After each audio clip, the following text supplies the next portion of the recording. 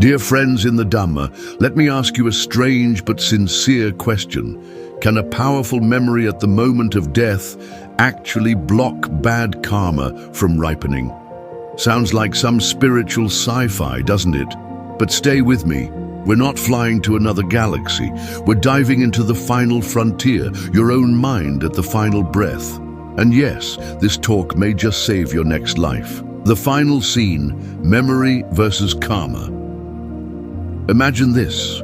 You're lying on your deathbed, breath slowing, people whispering. Maybe your cat jumps on your chest because, well, cats don't care if you're dying. But right then, boom, a memory flashes. Not just any memory, a strong, radiant, deeply meditative one, the kind that shakes the soul gently awake. Could that memory stop a flood of bad karma from pouring in at the last moment? In certain cases, yes. But before we get too excited, let's understand what kind of memory we're talking about. Not all memories are created equal. Let's be clear. Strong memory here doesn't mean remembering your Wi-Fi password or your childhood crush from 3rd grade. Though hey, if your last thought is, I should have kissed Mary Ellen, I hope that leads to a good rebirth. No, we're talking about a specific, trained memory, born from meditation and refined insight. There are two kinds that truly count here.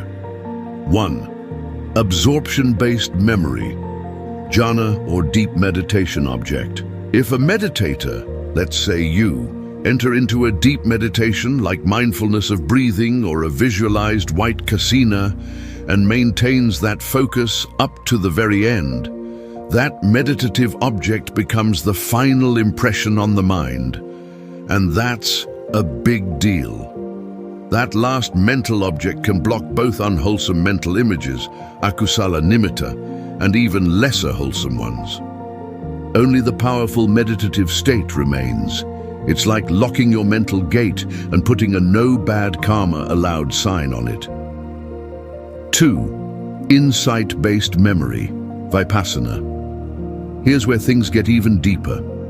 Say you've developed strong insight into the nature of reality, like truly seeing impermanence, suffering, and non-self in your experience. If at death your mind naturally recalls that insight, not as theory, but as a living, vibrating reality, then your final moment becomes saturated with wisdom.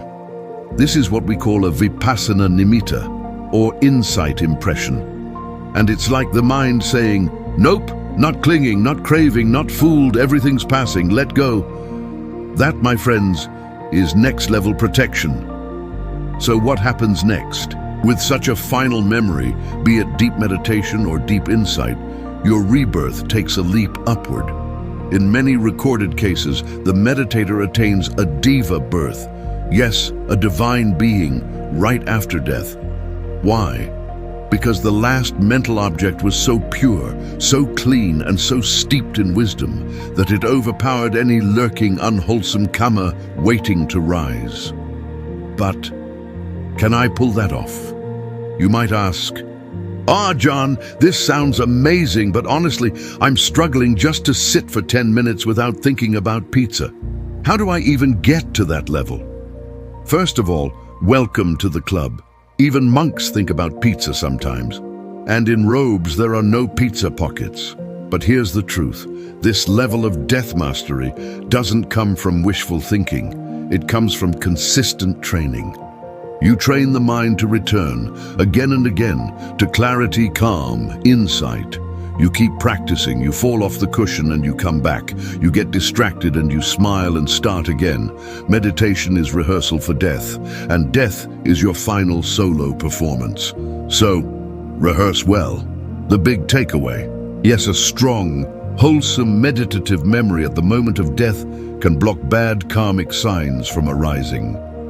But that memory must be rooted in practice, in insight, in depth, not in random nostalgia or wishful thinking. So don't wait for death to surprise you. Practice now, live well now, so you can die clear and rise high. And remember, the mind, like a camera, takes its clearest picture at the flash of death.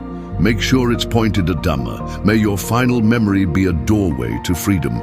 And may that doorway always stay open through practice, patience, and a touch of humor.